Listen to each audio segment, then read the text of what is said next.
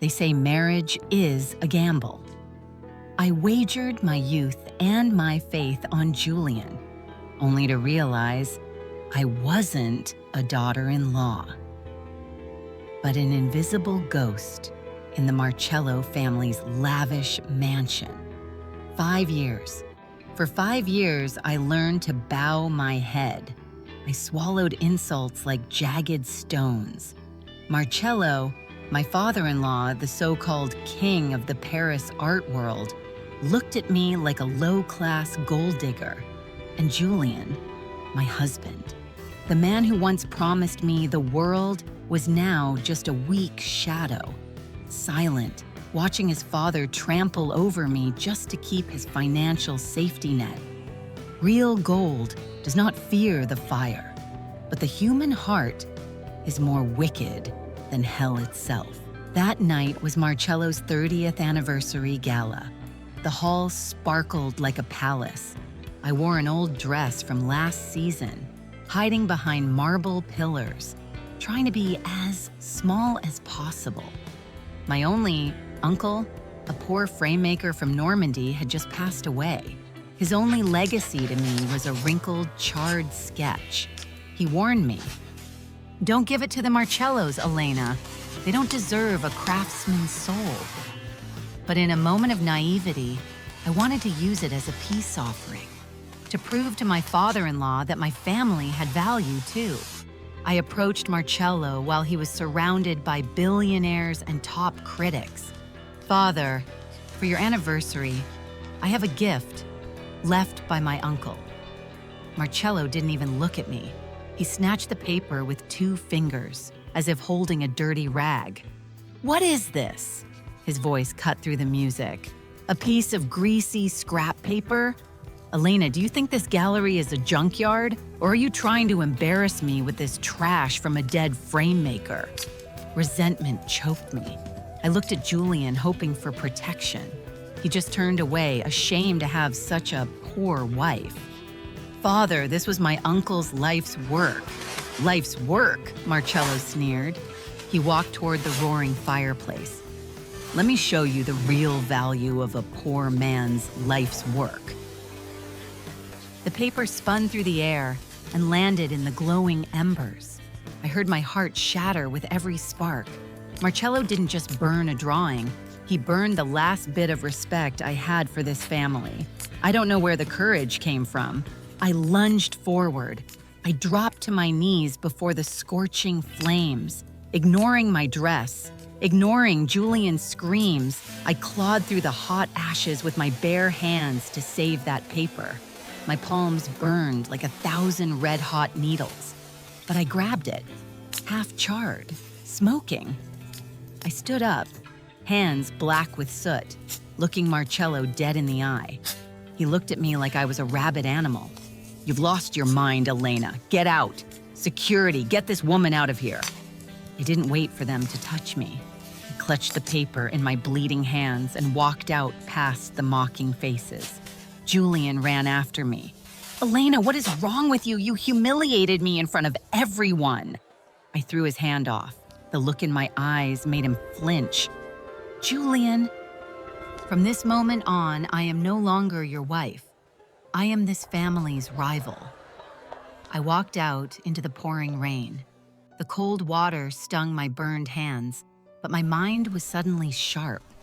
This paper, charred and wrinkled. Under the streetlights, I saw a line emerge, a stroke of genius that Marcello, the self-proclaimed art king, was too arrogant to recognize. I picked up the phone. I called Victor, my brother, the only one who opposed this marriage, the top financial crimes lawyer in the country. "Victor, I'm coming home, and I'm bringing an empire for us to burn down together." There is a truth that the wealthy Marcellos often forget. Restorers like me don't look at the surface. We look through the layers of paint and the cracks to find the core hidden beneath. When I walked into Victor's office with bandaged hands, he didn't ask why I was crying. He just looked at the charred paper in the moisture-proof box and said, "Elena, if you've decided to end this, I will help you make it a grand finale. That night, under lab lights, I carefully removed the ash and grease, and that's when my heart nearly stopped. Beneath the cheap charcoal that Marcello called trash, the genius lines of the 15th century appeared, a perfect anatomical sketch, the signature of Leonardo da Vinci. My uncle, the silent frame maker, had spent his life protecting a masterpiece lost in the war. The expert Victor brought in wiped sweat from his forehead. $45 million, Elena. That's just the starting price. This discovery will rock the art world. $45 million. Enough to buy back the dignity I had lost. But I didn't want the money. I wanted justice. While I restored the sketch, Victor restored the Marcello family's books. He pushed a thick file toward me, filled with red ink. You've won, Elena. Marcello isn't as rich as he looks. His gallery is an empty shell. To fund his lifestyle and pay off Julian's bad investments, he's been swapping investors' originals for fakes and selling the real art on the black market. I squinted at the hidden transaction photos. The IRS and financial crimes units have been watching him for 6 months. He needs a massive asset or a huge pile of cash to plug the hole before next week's audit. If not, the whole family goes to prison. I smiled. A smile that even scared me. Marcello was drowning, and he was staring at the life jacket named Elena's Legacy. Marcello called me. No more insults, no more trash. Elena, sweetheart, Julian said you're at your brother's? Look, I regret what happened. I was wrong about the gift. The art world is dangerous. You can't own a masterpiece like that alone. The tax authorities will tear you apart. I signaled Victor to record. What do you want, Father? I faked a weak, trembling voice. Bring it here. This Saturday at the gala, I'll announce the Family Art Preservation Fund. I'll handle the legal protection. I'll take all the responsibility for taxes and the history of the piece. You just sign the Soul Management Trust over to me. The money stays yours, but the family protects you. Will you really protect me? Even if the police come looking? I asked, every word a trap. I swear, a Marcello never abandons family. I hung up. Victor and I locked eyes. The contract was ready. Marcello thought he was signing to steal $45 million. But Victor had planted a lethal legal clause. The header said asset trust, but the fine print was a statement of retroactive liability for all gallery transactions. Once Marcello signed to take the Da Vinci, he was legally admitting he was the sole operator and responsible party for every fake sold over the last 20 years.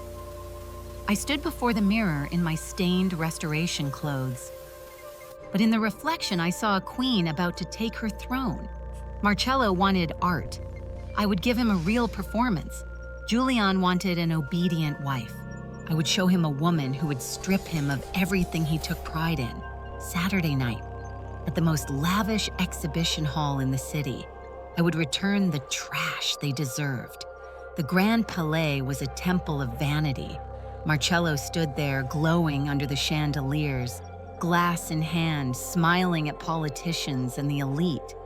He was at the peak of his lies, unaware the foundation was already rotten. I walked in, no longer the meek daughter-in-law. I wore a high-slit black silk dress, my hair pulled back, my face cold as stone. Julian's eyes lit up, not with love, but for the black leather case in my hand. They didn't see Elena. They saw $45 million walking toward them. "You're late, Elena," Marcello said, his voice dripping with fake sweetness. "Bring our family treasure here. Everyone is waiting to see the legacy we've worked so hard to preserve." Julian tried to take my hand. I pulled away. I placed the case on the table. "You're right," I said into the microphone. "This legacy is special.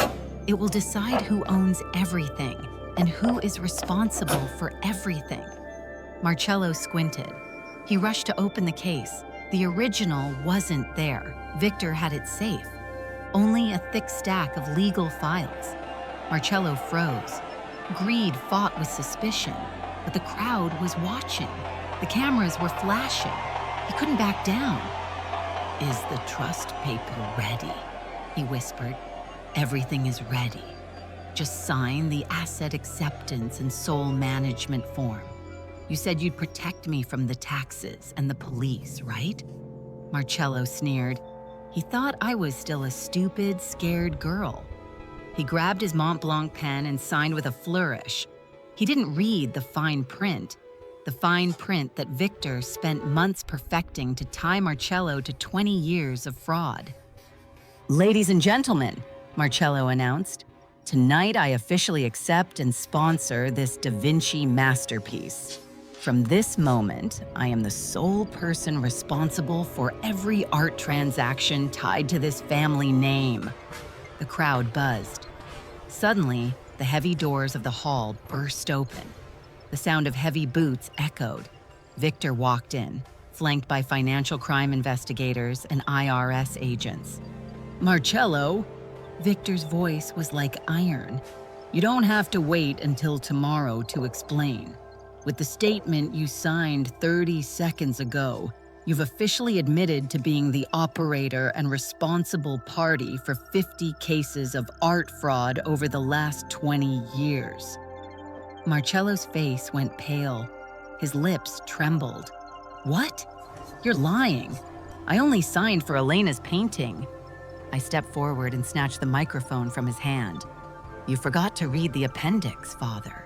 It clearly states, when you take ownership of the Da Vinci, you also take ownership of every financial crime and forgery tied to the Marcello name. You wanted my assets. Now you get my prison sentence too." I looked at Julian, the husband who promised to protect me but watched his father burn my dignity. I pulled a paper from my bag and tucked it into his tuxedo pocket. "And this is for you, Julian. Divorce papers. Signed. Victor will make sure you don't keep a single penny of the settlement for the 5 years of hell you put me through." I turned my back. Behind me, an empire of lies was crumbling. Flashbulbs popped, lighting my path away from the ashes of my marriage. That night, Paris didn't feel cold anymore. I looked at my hand. The burns were starting to heal. They say art is the restoration of beauty.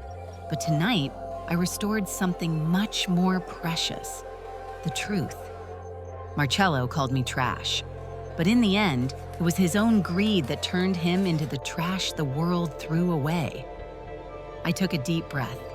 My life was just beginning. Dear friends, every story at Gentle Spirit Bloom is a seed sent to your heart. Thank you for spending your time with us until the very end. If this story touched you, please hit the like button and subscribe to help us spread these deep human values. I wish you a peaceful day and the strength to stand tall through any storm. Gentle Spirit Bloom, where the soul blossoms.